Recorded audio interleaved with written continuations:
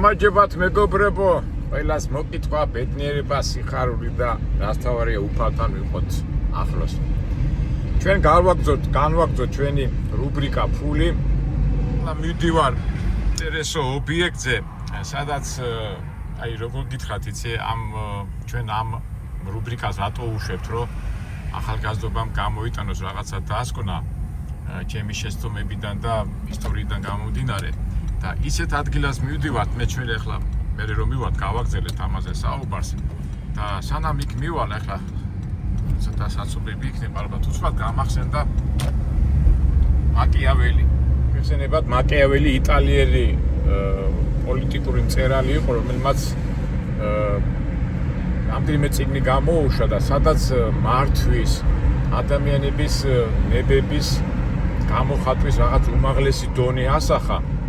საერთო ჯამში მოკლედ ვიტყვი, რომ წარმატებას როგორ უნდა მიაღწიოს ადამიანმა. ისეთ წვირმან, ისეთ დაწვრილებით ყვება ადამიანის ბუნებას, რომ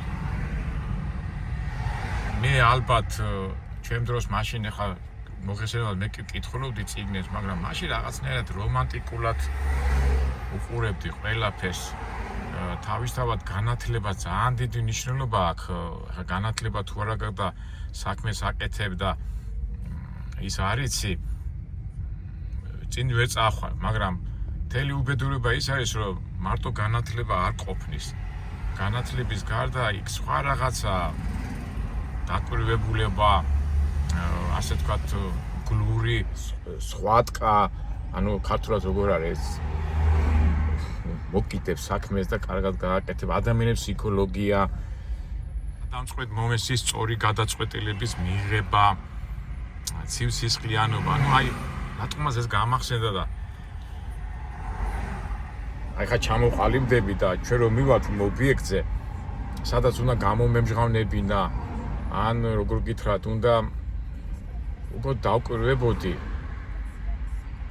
ერთ სიტყვით მივიდეთ იქა და იქ გავაგზავნოთ ეს საუბარი და მე ისე თქვა მინდა ეს შეგრძნება, რასაც აი მაკიაველის მიერ დანახული შეცდომები თუ აზრები მთელი ცხოვრების განმავლობაში ამ ეკონომიურ თემებში მოდი პირდაპირ ვთქვათ, რომ დაშვებული მაქვს და წეღანას რო ვთქვი, ადრე რო წამიკითხა მაკიაველი, კარგად გამიანალიზებინა. საერთო ჯამში როგორ არის ადამიანი მაშინ ფასდება, როდესაც შედეგი გამოჩნდება. თუ შედეგი არ გამოჩნდა, ეს ყველაფერი ლაპარაკი წყალში გადაყრილია. თუმცა რა ვიცი ახლა თუ ჩემო მაყურებლებო, ჩემო ფოლოვერებო მე მიყურებს და მაკვირდებით, მეც ვალდებული ვარ ჩემი აზრი გადმოგცეთ. თავისთავად ცოტა ისეთი თემაა, შეიძლება ახალგაზრდობას და ისეთი დინამიურ თემებზე არ საუბრობ, მაგრამ ჩემი აზრით ძალიან ისეთ თემებზე საუბრობთ, რომელიც ჩვენ ყველას გვეხება. და თითქოს შორს არის, თითქოს მიუღწეველია, თითქოს რაღაც უცნაურია, მაგრამ გინდა არ გინდა უნდა ვიფიქრო. ნავიც ახლა ბევრს აღარ შეგაწუხებ და მივიდეთ ადგილზე და მე გავაკეთებ. ეს რასაკეთებს და ძაღს ცხვარივით ვიფერებ, ნახეთ. საინტერესო მომენტები და გამოიყვანა და მე ცხვარია თუ მე ძაღლია.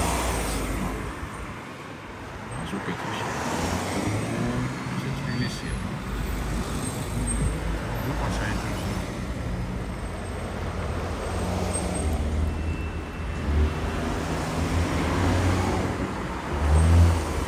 მე ცხვარი მეგონა, ცხვარი. ცხვარი მეგონა ეს. არია ცხვარი. პარსა თუ რას უშვებ? როგორ სიამოვნებს არა? კაიფობს. სატრის მეწვია და ვაცი რა. აი, წარმატებები. ულულა. სახელიც გავიგეთ. იმ ძაღლს ქვია ულულა. თბილისია. ურთიერთობების ქალაქი. არდა ეს ურთიერთობები როგორ იკარგება უკვე. კაი, მივიდეთ უნივერმაგში და გავაგრძელოთ ჩვენი ამბები.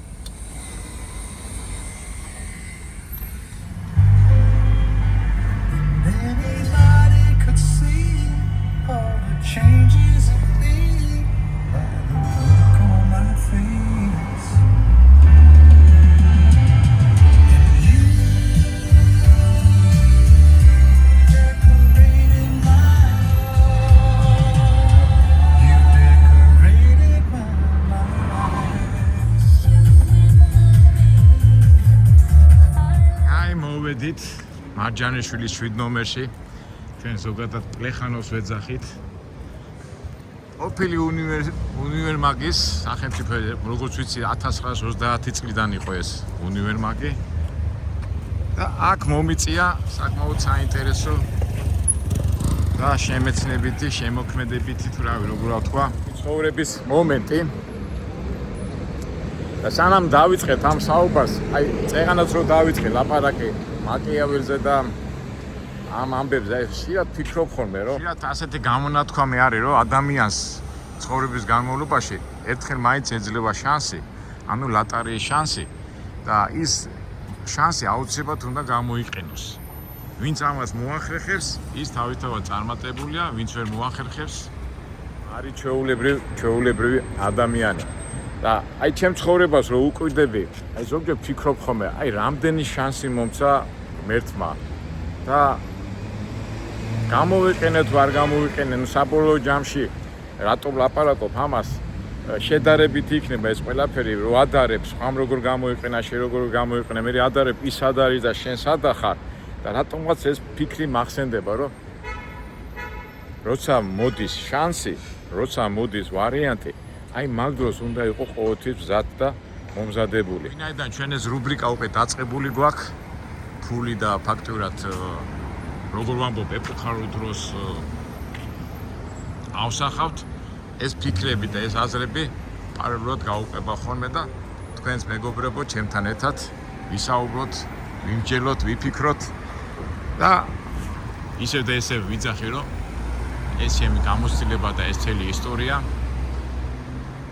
მომავალ თაობას და მომავალ ადამიანებს, ვისაც უნდათ რაღაცა წარმატებას მიაღწიონ და შედეგზე გავიდნენ, თუ ვინმეს გამოადგება, მე რა თქმა უნდა ვიქნები გეტნიერი.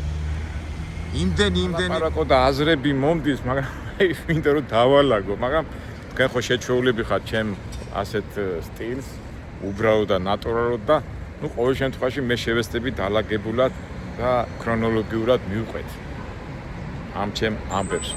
თქვენ კიდევ მოგეცოთ ის ძალა და ნერვები ჩემთვის მოგესმინოთ. მე ერთ სიტყვით დავიწყოთ. წინა ვიდეოდან გახსოვთ ხო? მე დავიწყე ასე ვთქვათ დრაივის ბუტკის ამუშავება. მაგრამ ომიდან საზღვარგარეთ რო ჩამოვიდე 92 წელს ივლისში ამ უნივერმაგში, მაშინ უნივერმაგი მოქმედებდა, ფუნქციონირებდა. ჩემი ახლობელი, ჩემი ახლობლის მეგობარი, ჩემი მურმანის ძმაკაცი გრიშა საკანდელიძის საშუალებით აქ შემომთავაზეს მუშაობა ამ უნივერმაგში. ბროკერი ვიყავი, უშტატო ბროკერი. ბროკერი, ანუ ეს ბროკერი ისეთი სიტყვაა, ხო? ძალიან მაგარი მოდური იყო, მაშინ საკუთარი ახალი დაგერეული იყო და ჩვეულებრივი მომარაგებელი, უბრალოდ რაღაცა საკონდეს რომ მოიტანე ამ უნივერმაგში უნდა დაგედო და გაგეყიდა და იქიდან მოგებას რაღაცას იღებდი. მაგრამ იმდენად არასტაბილური იყო, რომ მარჩიე მეთქი ეხლა აქ შრომას და იმას, არა და რა მაგარია, ხო? ისეთ აგერ მარჯანიშვილის თეატრი, იქით გალაქტიონ ტაბიძეს სახმუზეუმი და ნუ საერთოდ პლეხანოვი და ნუ პრესტიჟული ადგილია და თან ასეთი ადგილი, თან ისტორიული შენობაა. მოგეხსენებათ ეს მოდი ბარემ ვისწორ ჩვენი გიყავს ხომ ისტორიაზე ლაპარაკი. თბილისის ერთ-ერთი ულამაზესი შენობაა და მგონი ათეულში შედის. 1900 წელს არის ეს შენობა აშენებული, როგორც ისტორიას წავიკითხე, ოფიცერთა კავშირის შეკვეთით გააკეთდა ეს შენობა. იტალიელი არქიტექტორია მოიმე დამოვიწყდა. ვთქვათ, გადავავლე ცნობას. ესე იგი, ამ ტერიტორიაზე ანდრეოლეტი იყო ასეთი გვარი იტალიელი, რომელსაც ჰქონია აგურის და მარმარილოს ეს შენობა და მე გადაწყვიტა რომ აიშენებინა ასეთი ლამაზი შენობა და როგოევსკი ყოფილა ასეთი არქიტექტორი პოლონელი და იმის გეგმის მიხედვით აშენდა ეს შენობა. შეუკვეთა ოფიცერთა სახმა. საკმაოდ ლამაზი, თავისი ერთ-ერთი ულამაზესი შენობა თბილისში, ისტორიული. მერე კომუნისტები რომ მოვიდნენ 1930 წელს, არა, მერე იყო რაღაცა სასწავლებელი და მერე 1930 წელს გახდა ცენტრალური უნივერმაგი. და აი ამ უნივერმაგში, ამ ისტორიულ უნივერმაგში ასე ვთქვათ, მოვეწყვე სამუშაოდ. ბავშვობიდან მახსოვს, დავდიოდით აქ ველოდრომია და აქ ხშირად შემოდიოდით, ხო იცი ხა გვიყავდა რაღაც სათამაშოები, ცენტრალური უნივერმაგია, ხა ჩემი თაობის ადამიანები ყველა იტყვის, რომ აქ ფაქტურად ბავშვობა გატარებული აქვს და შიგნით, არ ვიცი შიგნით შემიშვებენ თუ არა, ჯერ მოგიყვებით და კიბე იყო ლამაზი და ადიოდი და იქ სექციებში მოდიოდი და აი ამ კოლექტივის მართალია უშტატო, მაგრამ წევრი გავხდი. პარალელურად მე გითხარით, რომ მე მქონდა საკმაოდ თავისუფალი გრაფიკი, ჩემზე იყო დამოკიდებული, მაგრამ ვინაიდან აქ ახლა ისეთი ბრუნვა და შემოსავალი არ მქონდა, კი რაღაცებს ყიდიდით, რაღაცებს, მაგრამ სტაბილური არ იყო. და მუდმივი შემოსავალი იყო ის დრაივი, ბუტკა, მაგრამ საკმაოდ დიდ ნერვებად გვიჯდებოდა. კვირა დღე არ გავიდოდა, კვირა რომ ვიღაცასთან არ გვეჩხუბა, ვიღაცისთვის თავი არ გაგვეტეხა, ვიღაცისთვის რაღაცა ძალადობა. ბედურება ეს გვარდია, მხედრიონი ვიყავით ერთ ამბავში და ერთი სული მქონდა ხოლმე აქ რომ მოვიდოდი ხოლმე, შემოვიდოდი თავითად კოლექტივი. რაღაც ერთი 100-120 კაციანი კოლექტივი იყო და თბილისური და რა თქმა უნდა, რასთავარია პრესტიჟული ადგილი პლეხანოვზე და საპატიო სახელი ბროკერი. აბა შევიდეთ შეგვიშ რაღაც გამოფენა თუ ამდე TBC ბანკის იყო შენობა აშენდა, აი აგერ წერია, ხო. აგერ წერია. შენობა აშენდა 1912 წელს პოლონელი არქიტექტორის ალექსანდრე როგოისკის პროექტის მიხედვით. ვარი თუ შემეშლება, აპატიეთ არა. აბა შეგვიშვებენ თუ არა, ეხლა ნახოთ და დავინახე და რაღაც გამოფენა, ოპა. შეცეცო მსახურება. როგორ გადაუკეთებია ახლა სხვა შენობა. აი ეს უზედ და აი ეს კიბე მახსოვს ბავშვობიდან. აი ეს არის ისტორიული კიბე. მე ცნობარებში რო წავიკითხე, ეგზემოთ ყოფილა. მოგეკეთებიათ. არქიტექტურულად საკმაოდ რთული კონსტრუქციაა და სხვა ის არის, ყოველ შემთხვევაში არ გვიგზალავენ. აქ რო შემოხვიდოდი, აქეთ იყო სამეურნეო განყოფილება. მახსოვდა ხოლმე ხა სექციები აქ ხა ხდება. არ ვიცი. აქეთ მთელი სექციები იყო საგამოფენო მეთქი, სავაჭრო. მე ხა ვიხსენებ, რაც კომუნისტების დროს იყო და რაც დავიწყე უნივერმაგში მუშაობა და ეს აგერ თუმე ის ყოფილა. საგამოფენო სივრცე. კოხტათ არის, აბა რა ხდება? ესეთი კანაძის გამოფენა ყოფილი, დამოწყვე გოლიათები. საგამოფენო სივრცეა.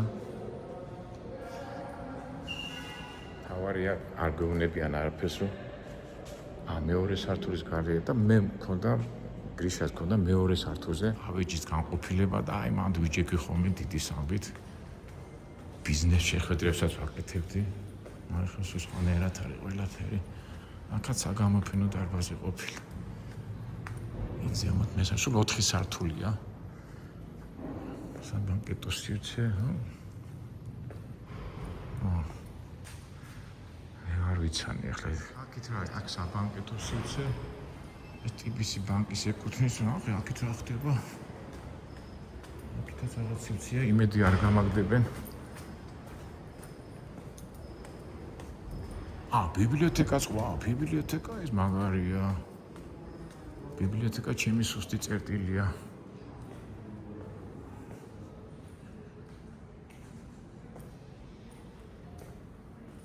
ეს მესამე სართულზე ვართ. აქ რა ხდება, ეს ოფისებია. მაღლა-ვიდეთ. ამხელა კიბია, ნახეთ მეგობრებო. აქეთ რა ხდება, კონცეპტ აკადემია. მე ამხელა სარხია. დარბაზები.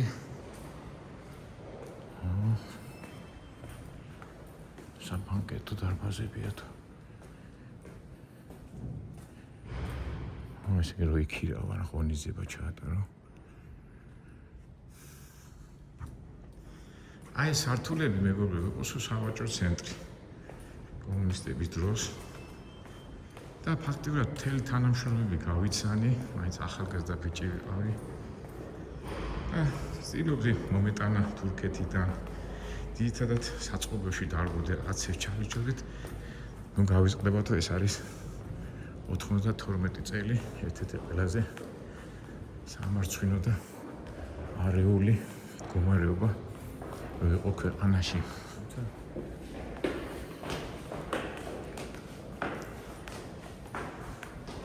აქეთ რა ხდება სიუცე, აქედან ტელეფონ. TBC ბანკის და TBC ტელესიუცეებია. მოდი იქით გავიდეთ. დავდივარ, მე აქ ერთი რაღაც 20 წელი არ ყოფილა. და მე როდის იყო ეს შეისყიდეთ თქვენი 2005 წელს, 2006 წელს. და ერთხელ თუ ორჯერ ვიყავი. მაშინ საბას კონკურსი რო არის. ლიტერატურული წიგნებს კონკურსი რო იყო ხოლმე, მაშინ აი აქამდე შემოვედი ამ შემოსასვლელში და ჩემი წიგნი, მეორე წიგნი მოვიტანი კონკურსში უნდა მიმეღო მონაწილეობა და აი აქამდე შემოვედი და მაშინ აქ იყო ბანკი. და აი აქ მიმღებში ჩავაბარე ჩემი წიგნი და ნუ მე რა ვიცი არც გამიმარჯვი არაფერი ჩეულებრივად. და იმის შემდეგ აქ არ ყოფილა. და იმიტომაც ცოტა დაბნეულად დავდივარ.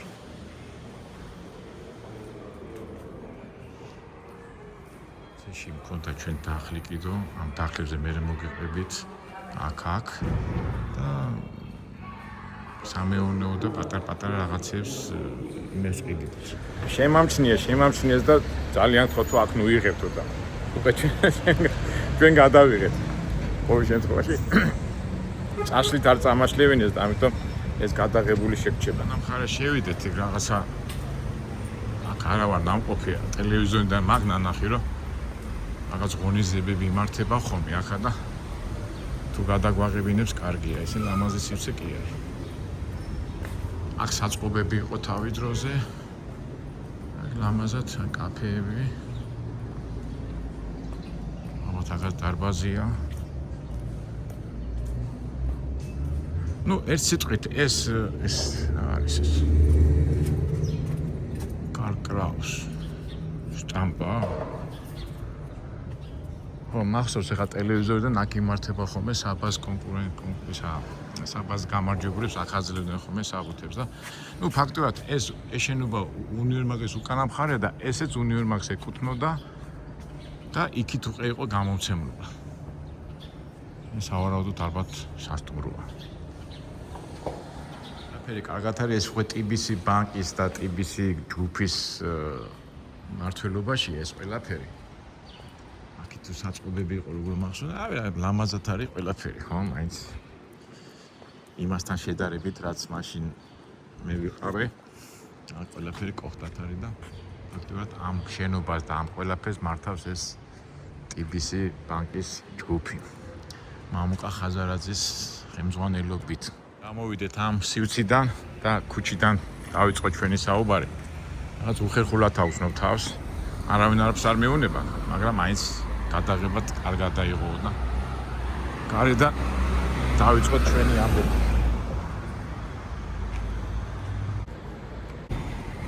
ერთ სიტყვით აი ესეთი უთავსებდი, ნუ ძირითადი ყურადღება მაინც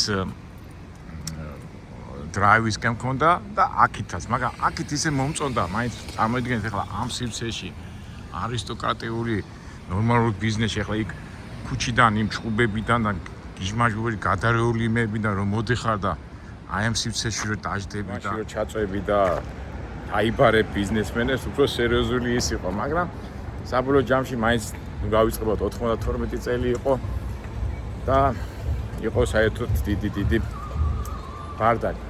მაგრამ კოლექტივი მაგრა შემიყვარდა, წიჩი რომ დავიწყე ლაპარაკი შანსზე. აი ვინ როგორ იყენებს? ეხლა წარმოიდგინეთ მამუკა ხაზარაძე და მე ტოლები ვართ. 66-იანი ის და მე 66-იანი ვარ და აი ისეთი დრო იყო რა 92 წელი. აი ძალიან ბევრი წარმატებული დიდარი მდიდარი ადამიანები ამ დროს ჩაუყარეს საფუძველი მათ წარმატებას.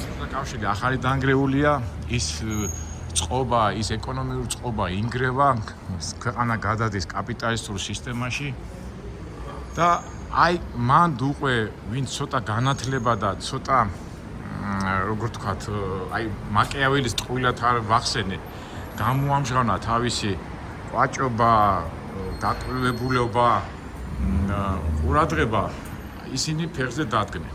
და დავიწყოთ ასე და აი ამ შანსი ამ დაკვრილებულობისა და იმაში როგორ გითხრათ, აი ყოველთვის აი ხლა მამუკა ხაზარაძე მოვიყვანე მე მაგალითად.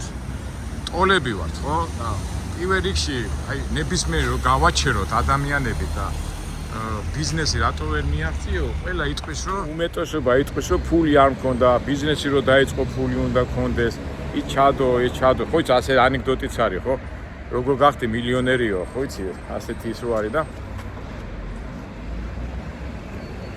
პირველად ვიყიდეო ერთი ტომარა თვილიო, გავაკეთე, გამცხრებიო, გავყიდეო, მერე ფული მოვაგრო, მერე მეორე ტომარა, მერე მესამე და ასე ფართოვდებოდიო და მერეო წვალობდიო და ერთ დღესაც ბებიაჩემი მოკვდაო და განძი დამიტოვაო და მერე დავიწყე უკვე მერე გავხდი მდიდარიო. აი მიხდით ხო რისი თქმა მინდა. აი ძალიან ბევრი ვერსიაა რომ ნოლიდან საქმის დაწყება ფაქტობრივად შეუძლებელია თუ კაპიტალი არ გაქვს. იმ კაპიტალზე რომ მიხვიდე აი ესე ცნობილია რომ აი ბევრი ცნობილი ადამიანები უმეტესობა აი თქვა 10 ცნობილი ადამიანი და წარმატებული ადამიანიდან ბიოგრაფიას რო კითხულობ ის გავაკეთე შეუძლებელად, მაგრამ 1-2 წელი ყოველთვის არის რაღაც დამალული. აი დააკვირდეთ მეგობრებო ნებისმიერი ცნობილი ადამიანის ბიოგრაფიას და აი მერტო წელიწადში ხდება ის რაც ხდება და აი მერტ 2 წელიწადში ხდება როგორც წეღან რო ვთქვი რომ ბებიაჩემი გარდაიცვალა და განძი დამიტოვაო. არ ვიცი, შეიძლება ვინმე დამეთანხმოს, შეიძლება არ დამეთანხმოს, მაგრამ მე მასე ვფიქრობ რომ ყველა ადამიანს აქვს რაღაცა საიდუმლო ამბავი და მომენტი, რომელიც ყველამ არ უნდა იცოდეს და თავისთვის აქვს აი შენახული და ეს არის ასე თუ ისე წარმატების საწყისი. ნუ კაი, ამ თემაზე ჩვენ მერე კიდე ვილაპარაკეთ, თუმცა ამ მიმდინარეობაში თქვენს აი ეს პარალელს ყოველთვის გაუყვება ეს ფიქრები როგორ უნდა გახდე წარმატებული. მაგრამ ფაქტია რომ ისეთი დრო იყო ის 90-იან წლების რომ ეხლა მე კლასიკურად თავთქვით სიტყვაზე რომ წარმატებას კაპიტალი უნდა, მაგრამ იყვნენ ადამიანები რომლებიც აი ნოლიდან დაიწყეს, არაფერი არ ქონდათ, ნუ საბჭოთა კავშირი ახალი დანგრეული იყო, ერთი სახლი მშობლების მიერ არაფერი, მაგრამ ნოლიდან არის დაწყებული და მე ამ კატეგორიის ხალხს მე ყოველ შემთხვევაში არ მომდგავდა. ეხლა საწყენად არ მიიღოს მამუკა ხაზარაძე, მაგრამ ვიცი რომ მამუკა ხაზარაძეს მაგას ბიოგრაფია ხშირად აქვს მოყოლილი, მაგრამ ვიცი რომ ბიძა ყავდა რაიკომის დივანი, მერე ვიღაც ნათესავები ყავდა, სულ იმ დროიდან ელიტაში ტრიალებდა, გაიგე და ეხლა ჩემნაირი ტიპი და ის ტიპი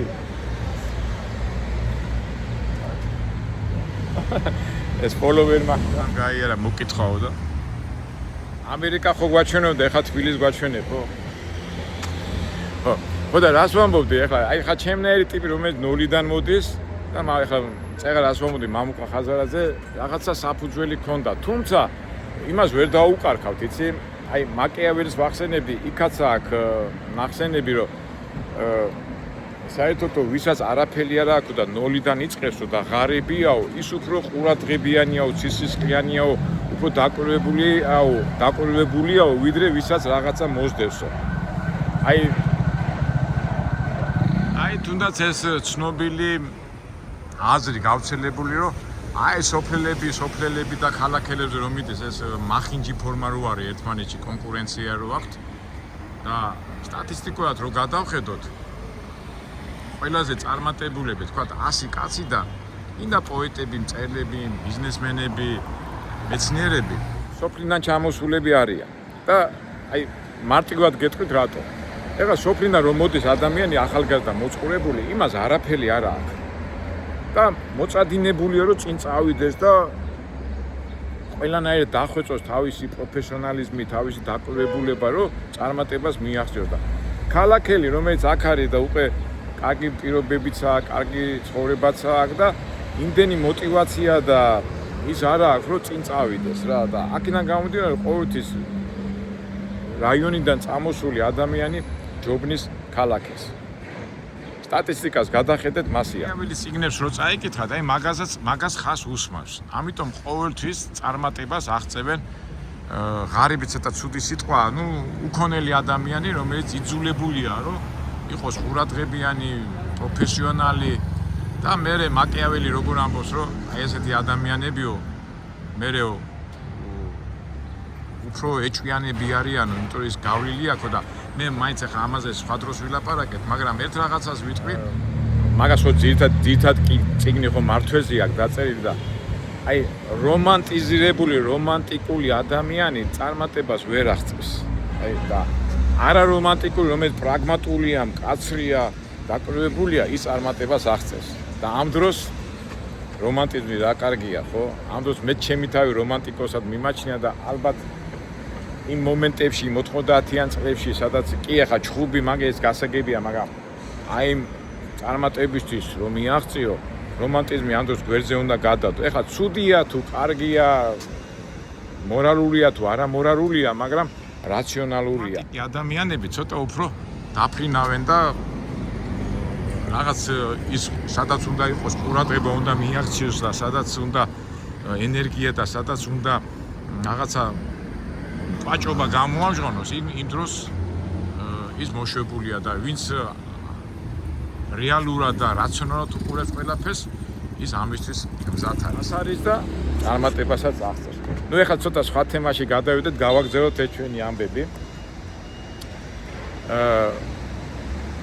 ერთ სიტყვით ჩემი აქ ხო მუშაობდი ვითომ. მე იქაც მუშაობდი ჩემთან ვასმოიპორკში, ბუტკას ვამუშავებდი და რა თავარია, უფრო მეტი ყურადღება მქონდა გადატანილი სწავლაზე. დავდიოდი მე ჩვენ ახლა ამ ვიდეოებში ცოტა ეკონომიურ თემებს ეხება და დავდო ასე თქვათ ეკონომიური განხილვა. შეიძლება ჩვენ ბევრ მაყურებელს არ აინტერესებს, მაგრამ იქნება ძალიან ბევრი ტერმინები და ზოგადად რა ხდება და როგორ ხდება ეკონომიურ თემას შევეხებით. ანუ ეკონომიურ მიმართულებებს, ეკონომიურ რეფორმებს, იმიტომ რომ თუ შენ გინდა რაღაცა წარმატებას მიაღწიო, აუცილებლად უნდა იცოდე ეს მიმართულებები და სიტუაციიდან გამომდინარე და ჩვენ ცოტა ამბიცია გვაქვს რომ ვიცით და მე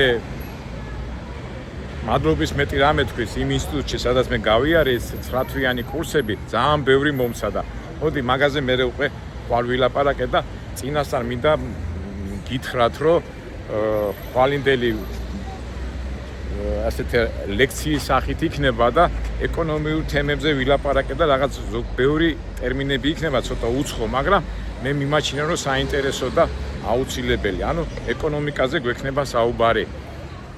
და აქ მიდიოდა პროცესები, რომელიც დაიწყო 80 ეს იყო 80 უკვე მე სოხუმი რო დაეცემა, სანამ მე აქაც ხო ვიტრიალი უკვე სოხუმის დაცემის შემდეგ მე აქ დაუბრუნდი. მაგასაც მე მოგიყვებით ქრონოლოგიურად და ამ უნივერმაღში მიდის ვაუჩერიზაცია, ანუ პრივატიზაციის მომენტები იყო და თქვენ შეგახსენებთ როგორ იყო, რომ უკვე ქვეყანა რო გადადიოდა კაპიტალის წყობაზე, ქონება ხო სახელმწიფო ქონება იყო და თემთაობის ადამიანებს ეხსომებათ იყო ვაუჩერები და პრივატიზაციის ვაუჩერები დაარიგეს. ამ მაგალითზე გეტყვით, ესე იგი ეს ხო არის უნივერმაგი, დირექტორი კი იყო, მაგრამ გაიყიდა აუქციონი, ესა საპრივატიზაციის ბარათები. უпроსოდ უფასოდ მიეცა, რას ნიშნავს? თქვათ ამ შენობაში იყო 100 თანამშრომელი, 100-ვე თანამშრომელს დაუნაწილდა ვაუჩერი, ანუ პრივატიზაციის საბუთი, რომ ის ამ შენობის მფლობელი ხდებოდა რაღაც გარკვეული პროცენტით, ანუ მისი აქციონერი ხდებოდა და მე ისეთი პროცესები მოხდა, რა თქვა, არის დამლაგებელი, ან უბრალოდ მუშა ხო და ის ფიქრობს რა თქმა ეს მე მოდი გავყიდი და ამ ვაუჩერების გაყიდვა დაიწყეს. ვაუჩერების გაყიდვა დაიწყეს, ეს იმას ნიშნავს რომ მე ვისაც მეტი ვაუჩერი ექნებოდა, თქვათ მაგალითად არის 100%-იანი მეწილი 100 კაცის, მაგრამ მე თუ 50 და 60 20 კაცისგან ვიყიდე ეს ჩემი ვაუჩერი, შემი ხდები 30%-ის მფლობელი. და აი მაგაზე წავიდა ეს პროცესები, ამას მე რატო ვთქვი რომ ამ ეკონომიურ თემებზე მე ხვა დავიწყებ ლაპარაკს, მაგრამ მე მაინც ზოგადად გეტყვით რა მოხდა და მეც გავხდი ერთ-ერთი რა ქვია საპრივატიზაციო ვაუჩერის მფლობელი. მე და ჩემი მეგობარი გია ახობაძე სამწუხაროდ ღმერთმა აწყონოს გარდაიცვალა, ჩვენ ერთად ვიყავით აქა და აი რო ვიცახი თუ განათლებას ამხელა ნიშნობა არ ვიცოდით, მაგრამ რაღაცა ვზნობდით რომ რაღაც შეიძლებოდა რაღაცის გაკეთება. მე უკვე ეკონომიურ ინსტიტუტში სწავლობდი და ამ სააქციო და იურიდიულ ფორმებს გავეცანი ასე თუ ისე, მაგრამ ბოლომდე არ ვიყავი ჩამწდარი და რომანტიზირებულად უყურებდი ყველაფერს. გახსოვთ მეგობრებო, მე სულ ბიბლიოთეკაში და ძალიან ბევრ რაღაცებს ვკითხულობდი, მაგრამ ისევ ამ რომანტიზაცია და მაკიაველის იმას ვიძახ. კი, ბევრ წიგნს ვკითხულობ, ბევრი განათლება გაქვს, ძალიან კარგია, მაგრამ რომანტიზმი ცოტა უნდა ჩამოწიო, იმიტომ რომ ყველაფერი ისე არ ხდება, როგორც წიგნში წერია. ცხოვრებაში სხვა არის, თუმცა წიგნში სიმართლე წერია, მაგრამ რა ვიცი, ახლა ჩვენ ისეთი თაობა ვიყავით, რომ ცოტა რომანტიზირებულ სამყაროს უყურებდით და აი ჩვენ რო ვიძახით ხოლმე, აი ეხლაც იგივეა ფაქტიურად. მე ცოტა გავაკრიტიკე ჩვენი მედასავლეთეები, რომლებიც რუსთაველზეც განან და რაღაცას ოცნებობენ. ამას ეს შეურაცხყოფად არ მიმიღოთ მეგობრებო, იმიტომ რომ ამას მე რასაც ვამბობ, პირდაპირ ვამბობ და ჩემი სიტყვების პასუხისმგებელი ვარ. მე ვიცი რომ რუსთაველზე საქართველოს უყვართ და თავისი ხედვა აქვს და გაგიჟებულები არიან, მაგრამ იცი ოცნება კარგია, მაგრამ ოცნებას უკან მოყვება რეალობა და რეალიზმი და სამწუხაროდ აი ადამიანებს ახლა ერთ-ერთმა მომწერა რა თუ იმას ვერ ხვდები შე რომ იქ რატო დგას ის ხალხი და რატო იბზვის და რაღაცა და როგორ ვერ ხვდები ვიცით, მაგრამ ოცნება ერთია და რეალობა სხვა არის.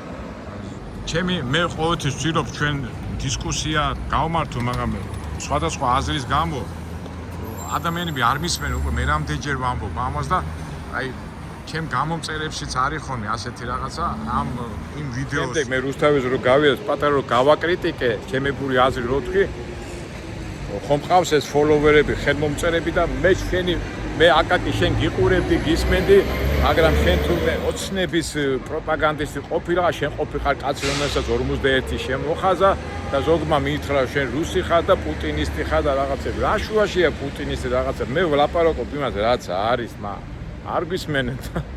რა თქვა. ნუ გამგები გაიგებს, არ გამგები არ გაიგებს და ოცნებაზე ვლაპარაკობდი და აი მეც რაღაცა ოცნებობდი, იცი, წიგნები და აი ცხოვრება სულ სხვა არის, ცხოვრება და რეალობაში სულ სხვა არის. ვაუჩერები რო გარიგდა, უკვე უნივერმაგის კოლექტივი იყო, ეს ხდება ლეკიშვილი რო იყო მაშინ, ეს ხდება უკვე 94 წელს. 94 წელს მე კი აქ მოძრაობდი, მაგრამ უკვე სხვა ბიზნესით ვიყავი დაკავებული, იმიტომ რომ იმ ყაჩაღობებისა და იმ მაიმუნებების შემდეგ უკვე დავიტანჯე ამ დრაივებში და გადავწყვიტეთ სავალუტო ბიზნესით დაკავებული ვიყავით. მაგრამ ეს უკვე ხდება 94 წელს, სხვა ბიზნესით ვიყავი დაკავებული, მაგრამ მე ვყვები 94 წლის შემდეგ ეს სააქციო პაკეტების მფლობელი ვიყავი, უკვე თანამშრომლები გეხსოვებათ ყიდიდნენ. ისე კი ადამიანებმა რო არ იცოდნენ რა რისი ფასი აქვს. ხა არის თანამშრომელი უბრალოდ და აქ ეს ვაუჩერი. რაში მჭირდებაო და თავიდან რო ყიდე დაიწყეს ამ ვაუჩერების გაყიდვა. მახსოვს თავიდან 50 ლარად იყიდებოდა თითო ვაუჩერი და ჩავიდა 5 ლარამდე. მაგრამ თითო ვაუჩერი იყო რაღაცა 3% მფლობელი იყავი და ეგეც რაც მე ვაუჩერებს იყიდები, ეს შენ ამის ის ხდებოდი რა. აქციონერი და მე ბოლოს მაგას მე მოვყვებით და მე თანამშრომლებისგან ვიყიდე, იმიტომ ყიდიდნენ ისინი და რაღაც ერთი 30 ვაუჩერის პრობლემა ფაქტიურად ამ შენობის 30% ჩემ ხელში იყო. და აი შტერი თავი, აი რო ვიძახი ხოლმე რომ ოცნებობდი და რაღაცები და ეს ვაუჩერები მქონდა გაყიდული ისა ნაყიდი 5-10 ლარად, მაშინ სავალუტო ჯიხური მქონდა ნავთრუხში და მაშინ ეს პროცესები რო წავიდა, ვიყიდე და ამ დროს გამოჩნდა უკვე მამუკა ხაზარაძე აღტრიალებდა და TBC ბანკი და გამოაცხადა რომ მე ვყიდულობ ამ ვაუჩერებს. ეხლა ინსტიტუტი კინკო უკვე თითქოს ასე თუ ისე განათლება მქონდა მიღებული ეკონომიური, მაგრამ ვიფიქრეთ მე ჩემ მეგობრებთან ერთად, კაცო, ძალიან ისეთი აი მიმზიდველი რაღაცა იყო, ესე იგი ჩვენ ვაუჩერები ნაყიდი ქონდა 5 ლარად და TBC ბანკი ყიდულობდა თითო ვაუჩერს 300 ლარად. ესე იგი 5 ლარიდან რამხელა მოგებაა, ხო და აი მაშინ აძმავ წინათ რომ დავიწყე ლაპარაკი რომ შანსი რო გეძლება არ უნდა გაუშვა, მაგრამ სად არის თავი გაანძრიე თავი, მაგრამ ის ვაუჩერები TBC ბანკმა იყიდა ჩვენგან ჩვენ მარტო არ ვიყავ მე ამ საქმეში ბიჭებთან ერთად ვიყავი, ჩვენ გაგვიხადა ფული გავაკეთეთ, ვითომ იმ დროს მანქანა ვიყიდეთ მაშინ.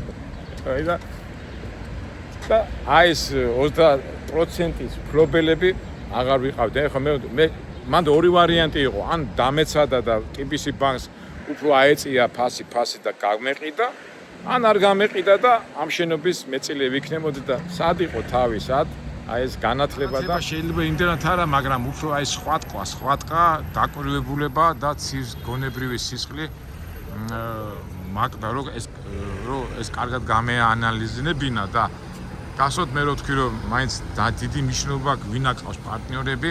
ეხლა მარტო არ ვიყავ მე იქა, მე ვიძახდი რომ მოდი შევიკავოთ თავი, არ გავყიდოთ ეს ვაუჩერები, აიწევს ფასი, მაგრამ ბიჭებმა კარგი რა, ანისი იქნება, ან ასე იქნება. ავიწყდებათ რომ ქუჩაში იყო უშუქობა, ყაჩაღობა, მაგრამ ანისი იქნება, ან ასე იქნება და ნუ ეხლა საქმეში ვიყავით 3 ბიჭი და მე არ მინდოდა, მაგრამ ორს უნდოდა და ეს ვაუჩერები გავეცით, კი ვითომ ფული ჩავიდეთ ხელში, მაგრამ ეს თელი შენობა ჩაუვარდა TBC ბანკს და TBC ბანკი ჯგუფს და მე თქვენც ნახეთ იქით კერეები გააკეთეს, ეხლა აქ არის ადრე ეს ცენტრალური TBC-ს ადრე მაგათ ვაკეში ქონდა და მე აქით გადმოვიდნენ და ნუ ეხლა მოგესწრება TBC ბანკი საქართველოშია გავრცელებული და აი წარმოიდგინეთ ეხლა მე რომ ამ შენობის 30%-ის ფლობელი ყოფილიყავი. ეგ არის აი საბჭოთა კავშირში იმდენი ისეთი არეულობები იყო და ისეთი და აი ესეთი რაღაცა მოხდა, მაგრამ ეს არის 94 წელი, მაგრამ ჩვენ ეხლა ვართ 92 წელში დავბრუნდეთ ისე უკან, ვამუშავებ იმას მაფია ვასმოიპოლში დრაივერს, ბუტკებს ვამუშავებ აქ პერიოდულად მოვდივარ და არის გაქანებული ომი ეს კაზაკების და რუსების ჯარი დგას გუმისთასთან, სოხუმთან, ჩვენები აქეთ და აი ეს პოლიტიკური სიტუაცია არის დაძაბული, უშუქობა, ესა და ნუ აი ესეთ ორონ ტრიალში ვარ. არ არის ზოგი სიკვდილის გესმის, ზოგი ხო ყაჩაღობები იყო, მაიმუნებები იყო და არის ახლა ადამიანი რაც არ უნდა იყოს ემოციებზე ხარ დამყარებული და ეს ემოციური ფონი მაინც მოქმედებდა გარშემო. თუმცა ვითომ ეკონომიკა, ვითომ ბიზნესი, მაგრამ გულათილად გეტა მაინც უფრო ინსტიტუტზე მქონდა ყურადღება გადატანილი და სწავლაზე. კარგით, ახლა ვიდეო ბევრი რო არ გამოგვივიდეს, უკვე ხვალ გვექნება ცოტა ისეთი ეკონომიური უფრო შემეცნებითი თემა და მე უკვე გადავიდეთ ჩვენ გაგზელებაზე. ვართ 92 წელს. იმედია საინტერესო. ხო არ მოგაბეზრეთ მეგობრებო თავი. მე რატო ლაპარაკობ და რატო მინდა ეს, იმიტომ ჩვენ მე ვიცი რომ ჩვენ მალე უნდა შევხვდეთ და მინდა რაღაცნაირად გაგაცნოთ ჩემი თავი და უბრალოდ მიმდინარე პროცესები რაც ქვეყანაში ხდებოდა.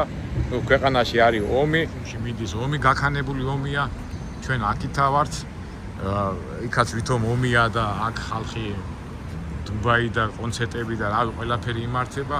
ჩვენც აქ რაღაც ამბებში ტრიალებთ და რაც თავარია ვებულობ განათლებას რომელსაც მაგრა ვიყავი მოწყურებული, მაგრამ სამწუხაროდ მარტო განათლება არ ყოფნის, სხვა რაღაცაც არის საჭირო და ამ რაღაცაზე ჩვენ ვიდეოებში ალბათ მე გამოვაჩინოთ.